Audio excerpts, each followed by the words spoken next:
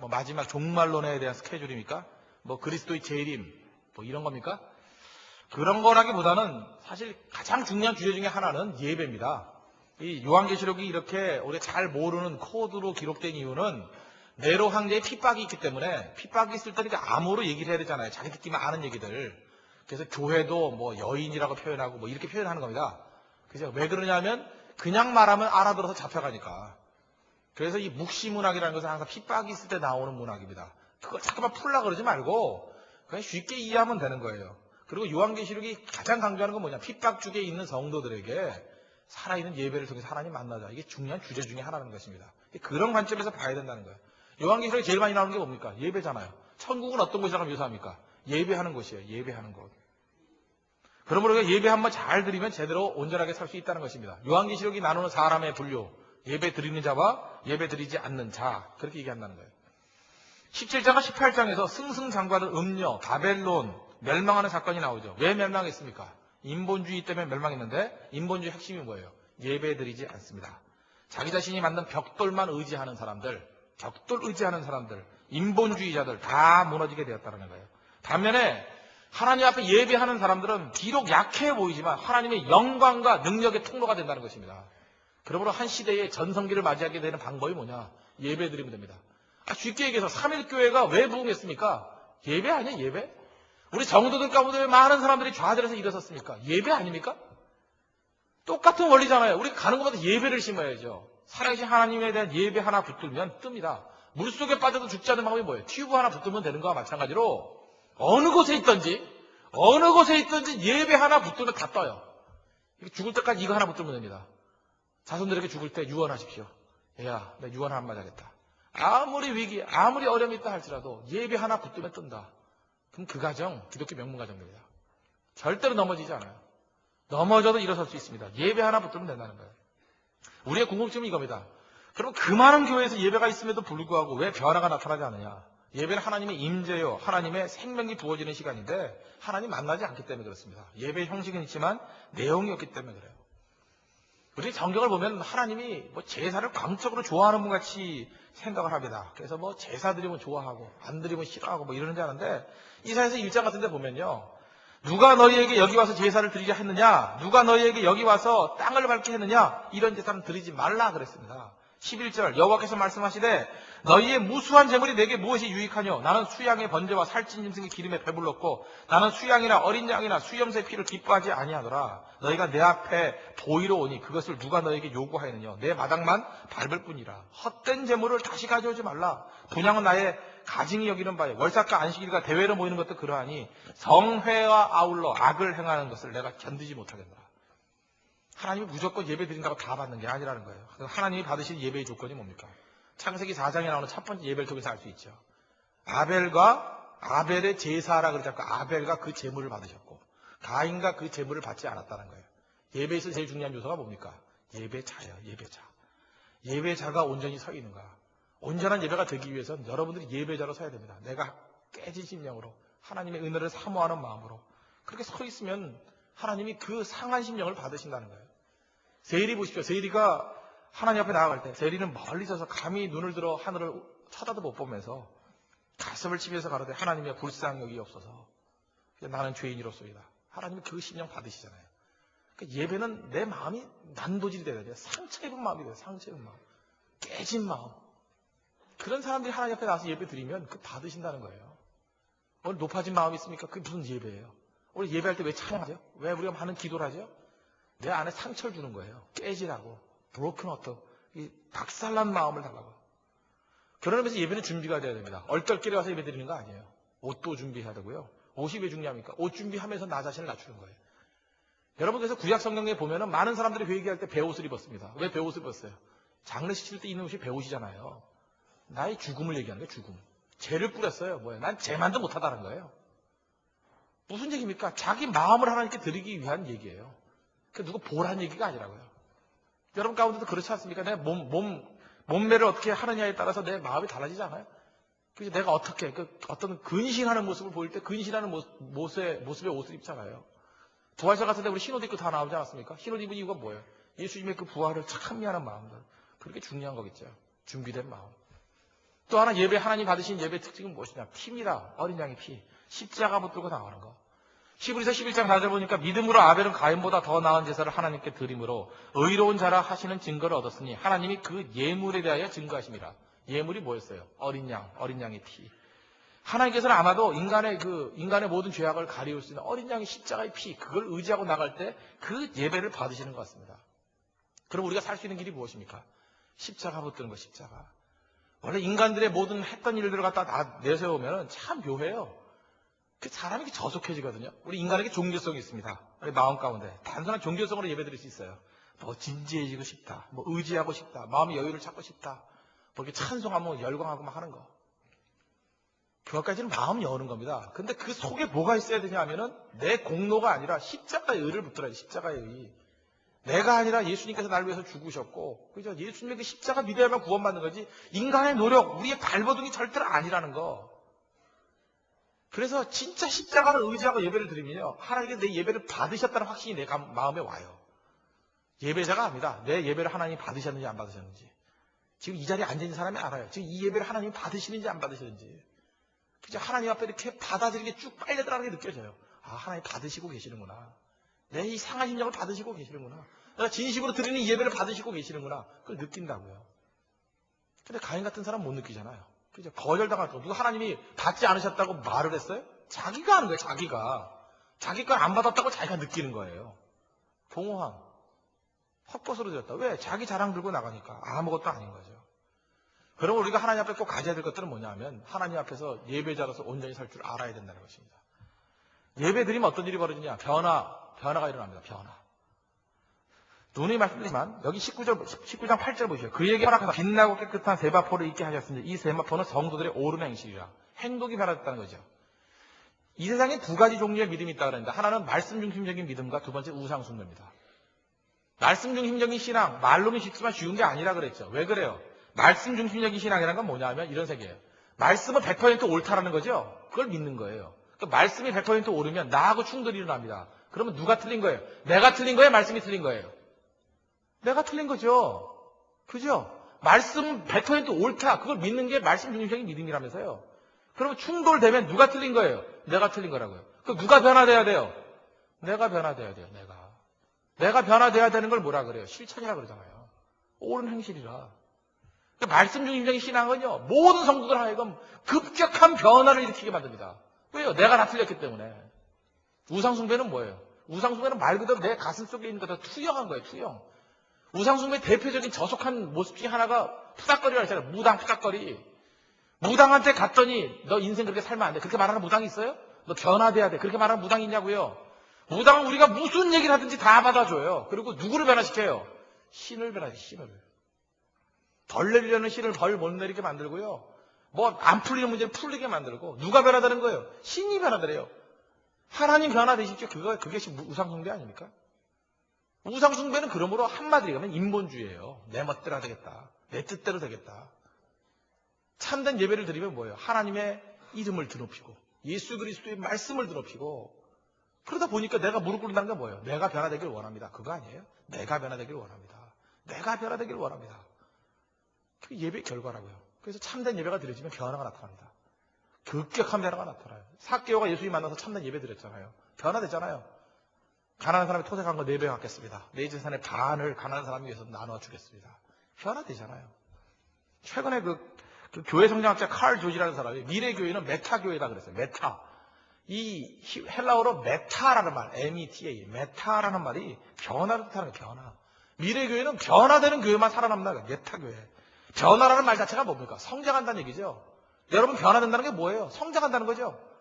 청소년기에 제일 많은 변화가 있잖아요. 질풍 노도의 시기. 그때가 제일 많이 변화되잖아요. 남자들 목소리도 변화가 되고 목젖도 막 나오고 그러니까 여자들은 무슨 뭐 생리도 시작하고 몸도 둥글둥글해지고 막 그러잖아요. 변화가 일어나죠. 변화가 뭐예요? 성장이라고 성장. 우리도 마찬가지입니다. 메타가 된다는 건 뭐예요? 변화, 성장이라는 거예요. 회개라는 말이 메타노이아거든요. 유턴이라는 뜻이에요. 유턴, 방향, 방향을 바꾸다. 방향을 바꾸는 변화를 메타노이아라고 한다고. 메타, 바꾼다는 거예요. 다 바꾼다는 거. 예배가 우리를 바꿔버립니다. 그러면 진정으로 세상을 바꾸고 싶습니까? 예배를 통해서 바꿔야 돼요. 바뀝니다, 사람들. 여러분이 바뀌었잖아요. 예배를 통하면요, 우리가 상상도 못하는 분야로 우리 궤도가 바뀌어버려요. 하나님이 인도하시는 길로. 그러므로 여러분들 잊지 마십시오. 내 가정이 변화가 되고 우리 사회가 변화가 되고 내 자신이 변화되고 싶다 얘기할 때는 예배 드려야 됩니다. 하나님의 임재가 있는 예배. 그럼 변화가 일어납니다. 또 하나님 말씀 중심의 예배. 예배의 결과입니다. 두 번째, 그러면 기쁨이 일어납니다. 예배 드리면 변화가 나타나고 기쁨이 나타납니다. 7절, 우리가 즐거워하고 크게 기뻐하여 그에게 영광을 돌리세. 어린 양의 혼인 기약이 이르렀고 그 아내가 예비하였으니 하나님의 기쁨이 임하게 된다는 거예요. 제가 이번에도 그 선교사님들 많이 만나뵀습니다. 많이 만나뵀더니 선교사님들 가운데 차이점이 많습니다. 어떤 분은 정말 공부 많이 한 선교사님 계시대요. 실력이 많이 있는 사람들. 어떤 사람은 오랫동안 사역을 하셔가지고 경험이 풍부하신 분들도 있었습니다. 그래서 제가 만나보니까 가장 능력 있게 일하시는 분이 누군지 아십니까? 실력 있고 경험 있는 분이 아니었어요. 가장 강력하게 일하시는 분이 누구였느냐? 기쁨으로 일하는 분이었어요. 기쁨으로. 자기가 하는 일을 기쁨으로 하는 거예요. 하나님, 하나님이 주시는 기쁨이 있어야 됩니다. 기쁨이. 예배 드려야 기쁨으로 일을 해요. 그래야 하나님 무슨 좋은 가치를 내가 끌려다니면서. 여러분, 여러분의 10년 가운데 예수님이 주신 기쁨이 있습니까? 기쁨이 없어요? 뭐로 일할 거예요, 그러면? 종로로 할 겁니까? 뭐로 일할 거예요? 악으로 일할 거예요? 악으로? 세상에 악으로 일하는 사람, 와신 상담은 일할 거예요? 뭐로 일할 거예요? 뭐로? 돈으로 일할 거예요? 유혹으로 일할 거예요? 우리가 일할 수 있는 원동력이 뭐냐 하면 기쁨입니다. 기쁨. 예수님이 우리에게 예배를 통해서 주시고자 하는 게 뭐예요? 기쁨을 준다니까요. 기뻐하면서 일 쉽게 하라는 거예요. 기뻐하면서 일하면 일이 쉬워요. 어렵지 않다고요. 제가 일주일 동안 북경과 상해에서 일을 하면서 우리 링크도 같이 갔습니다. 같이 가면서 서로 얘기를 나누는데 저는 그런 얘기를 했어요. 지치지 않냐고. 우리 거기 계시는 선교사님도 그런 얘기를 하대요. 저는 할 수 있으면 기쁨을 일하려고 얘기를 합니다. 기쁨으로. 그래서 전도하는 거 얼마나 기뻐요? 북경에서 예배드리는 게 얼마나 기뻐요? 상해에서 여러 가지 어려운 여건에서 예배드리는 게 얼마나 기뻐요? 기쁨을 일하니까 지침이 없어요. 지침이. 거기는 어떤 분이 저를 유혹에 빠뜨리려고 만리장성에 끌고 가서 6시간 동안 정말 벌벌벌 기면서 고소공포 찍는데 5층 높이에서 그걸 막 떨어지게 만들고 죽었으면 어떡해? 죽었으면 진짜. 한번 미끈하면 안전장치도 없어. 죽는 거예요. 그냥 떨어져. 죽지 않으면 어디 부러지든지. 그러니까 얼마나 힘이 많이 들어갔겠어요. 그죠? 보통 힘보다 더 들어가는 거예요. 긴장하니까. 그러면서 내려오니까 온 몸을 다 못 쓸 정도로. 그럼에도 불구하고 또 힘있게 복음 증거했습니다. 왜? 기쁨을 하니까. 기쁨은요, 이기더라고요. 내가 뭔지는 잘 모르지만, 어떤 사람이 통증이 있을 때, 기뻐하면 통증이 경감이 돼버린대요. 그런 거 아십니까? 막 기뻐하면은 고통도 덜하대요. 근데 이게 괴로워하고 하면 고통이 더 심화된대요. 마약 성분 같은 게 온몸에서 나온대요. 막 기뻐하면 고통이 막 줄어든다는 거예요. 그래서 우리 어떤 사람 볼 때 저 사람 어떻게 저걸 이기나 그럴 때 기쁨이라면 이겨요, 고통을. 예배가 바로 우리에게 그런 걸 준다고요. 삶이 어렵습니까? 인생이 힘들고 지쳤습니까? 예배를 통해 주님이 주신 기쁨 가지고 일어나야죠. 기쁨 가지고. 그거 아니면 어떻게 일을 하겠어요? 야곱이 삼촌 라반의 집에서 죽을 곳은 다 했습니다. 몸종으로 됐잖아요. 7년 동안. 그런데 그 여자 라헬을 사랑하니까 7년이 수일같이 지나갔대요. 7년이 수일같이. 이건 여러분들 이해가 되죠? 젊은이들이니까. 불 꺼진 젊은이 말고 불 붙어있는 젊은이들은 7년까지가 수일이야. 정말 사랑하는 여인이 있다 그러면 사랑하는 여인, 그죠? 내가 7년만 일하면 저 여인하고 결혼할 수 있다. 수일로 지나가지 그거 안 지나가요? 그럴 여자가 없으니까 우리가 인생이 긴 거지. 그렇지 않아요? 그러니까 여러분들 너무 좋은 여자만 딱 만나려고 그러지 마십시오. 이상하게 생긴 여자 만나야 인생을 길게 살지. 7년이 수일이면 70년은 수십일일 거 아니야. 인생 금방 끝나니 뭐 좋아. 그러나 그런 인생이라도 수십일 사는 게 낫지. 괴롭게 수년 사는 것보단 기쁨을 내다 기쁨으로. 자매들도 여러분들 그런 자매가 돼야 될 거 아니에요. 다른 남자들이 7년을 해도 수일같이 만들 여인. 기도해야죠, 기도. 하나님 나라가 그런 여인 되게 해주십시오. 남자들도 마찬가지 아니에요? 7년을 수일같이 여기게 만들 그런 남자가 돼야죠. 그죠? 성실하고 능력 있고 사랑 좋은 남자. 어쨌든 기쁨을 일하면 이런 일이 벌어진다고요. 여러분 고전적인 예화 아시죠? 런던의 세인트 폴 커시드럴이라고 성 바울 성당이라고 있지 않습니까? 성 바울 성당. 커다란 성당이 있는데 거기 있는 그 성당 지을 때 그게 제가 알기로 한 70년인가 지었어요. 70년 동안 지은 대규모 성당이에요. 당신은 무슨 일을 합니까? 이렇게 물어봤더니 일하는 사람이 되잖아. 나는 먹고 살려고 합니다. 또 다른 사람이 물어봤다. 당신은 무슨 일을 합니까? 현장 감독이 시켜서 일을 합니다. 근데 마지막 사람 물어봤더니 뭐라 그래요? 나는 지금 하나님의 성전을 짓고 있습니다. 뭐 정확한 얘기인지 모르지만 세 사람 가운데 누가 제일 덜 힘들게 일하겠어요? 세 번째, 부르심 갖고 일하는 사람. 부르심. 그렇지, 부르심이 이게 부르심. 소명. 내가 하나님 성전을 짓는 일에 부르심이 왔다. 안 지치죠. 현장 감독 때문에 이게 종놈 아니에요, 종놈? 감독 밑에 있는 종, 노예지 뭐. 먹고 살라고 마지못해 일하는 사람이야, 이건. 중노동이죠. 기쁨이 우리를 강하게 만든다는 것입니다. 그러므로 예배는 우리에게 기쁨을 줍니다. 오늘도 예배를 통해서 하나님이 주신 기쁨으로 의욕적으로 6일 동안 세상과 싸워서 이길 수 있는 믿음의 정되기를 바랍니다. 세 번째, 참된 예배를 드리면 어떤 예배를 하냐? 찬송하게 되어 있어요. 그리고 증거하게 되어 있습니다. 증거. 5절, 보좌에서 음성이 나서 가로되 하나님의 종들 곧 그를 경외하는 너희들아 물론 대소하고 다 우리 하나님께 찬송하라. 이건 뭐 우리 가스펠로도 많이 보던 내용 아닙니까? 참된 예배는 찬송으로 드러납니다. 찬송이 살아나지 않으면 부흥하는 것은 없습니다. 그죠? 찬송이 제일 활성화되어 있는 것, 중국 교회라 그랬죠? 중국이 참 열심히 찬송해요. 옛날에 보니까 뭐 찬송 갖다가 뭐 2시간, 3시간 동안 같은 노래를 반복하고. 참된 예배는 우리를 하여금 찬송이 흘러넘치게 만든다는 거예요. 그리고 증거하게 되어 있습니다. 숨길 수가 없어요. 빛을 어떻게 숨겨요? 제가 암실 얘기했죠. 암실 만들면 제일 먼저 드러나는 게 뭐예요? 들어오는 빛. 빛이 못 가려요. 냄새를 가르치죠, 냄새를? 냄새가 피부로 포함한다고 냄새 안 나고 그러는 게 아니에요. 냄새는 다 드러나게 돼 있다고. 우리 인간도 마찬가지예요. 참된 예배를 드리면 찬송의 향기가 퍼져나갈 수밖에 없다는 거예요. 증거하게 돼 있죠. 여러분 세상 사람들이 여러분 믿는 걸 모른다고요? 누가 모른대요? 우리 증거하지 않을 수 없다는 거예요.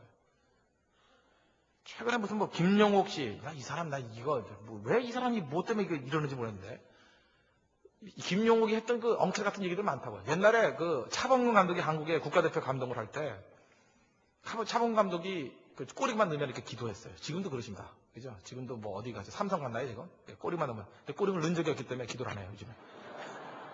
데뷔했잖아요. 1대1이었으니까 그다 TV 못 봤어요. 내가 중국 가 있을 때 했으니까. 그 신문에다가 뭐라고 썼냐 하면은 차범근 네가 빌리 그리함이냐? 기도는 골방에서 하라 그랬는데 왜 백주대낮에 운동장에서 하니? 뭐 이런 식의 글을 썼어요. 참 진짜 무식하네요. 무식한 놈. 이 얘기는 뭐냐면 외식하는 사람 되라는 거하고 똑같은 거 아니에요? 성도가 교회에서 따로 세상에서 따로 그렇게 살 수 있어요? 저도 그랬으면 좋겠어요? 교회 와가지고는 거룩한 척하고 나가서는 대탄치고 그랬으면 좋겠어요? 저는 지금도 그래요. 제가 제대로 산다는 얘기가 아니에요. 제 자신이 부족함이 정말 많은 사람이지만 일관되게 세우고 싶어요. 전 중국에서나 한국에서나 다를 거 없습니다. 별로. 링크가 서울에서 볼 때 이런 모습이다. 중국까지 변신했네. 그러지 않아요. 똑같아요.